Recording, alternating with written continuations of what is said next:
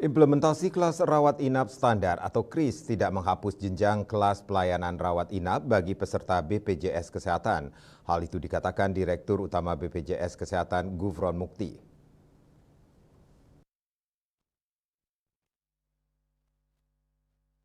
Saat dikonfirmasi terkait diterbitkannya Peraturan Presiden Perpres Nomor 59 Tahun 2024 tentang jaminan kesehatan yang di dalamnya mengatur tentang KRIS, Gufron Mukti mengatakan masih ada kelas standar, kelas 2, kelas 1 dan ada kelas VIP, tetapi ini sekali lagi masalah non-medis. Dikutip kantor berita Antara, Gufron mengatakan Perpres tersebut berorientasi pada penyeragaman kelas rawat inap yang mengacu pada 12 kriteria, meliputi komponen bangunan yang digunakan tidak boleh memiliki tingkat porositas yang tinggi, terdapat ventilasi udara, pencahayaan ruangan, kelengkapan tempat tidur, termasuk temperatur ruangan. Selain itu, penyedia fasilitas layanan juga perlu membagi ruang rawat berdasarkan jenis kelamin pasien, anak atau dewasa, serta penyakit infeksi atau non-infeksi.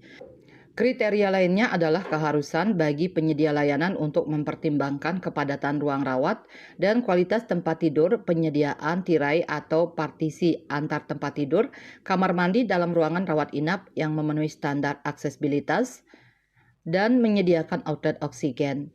Bahwa perawatan ada kelas rawat inap standar dengan 12 kriteria untuk peserta BPJS, maka sebagaimana Sumpah Dokter tidak boleh dibedakan pemberian pelayanan medis atas dasar suku, agama, status sosial, atau beda iurannya.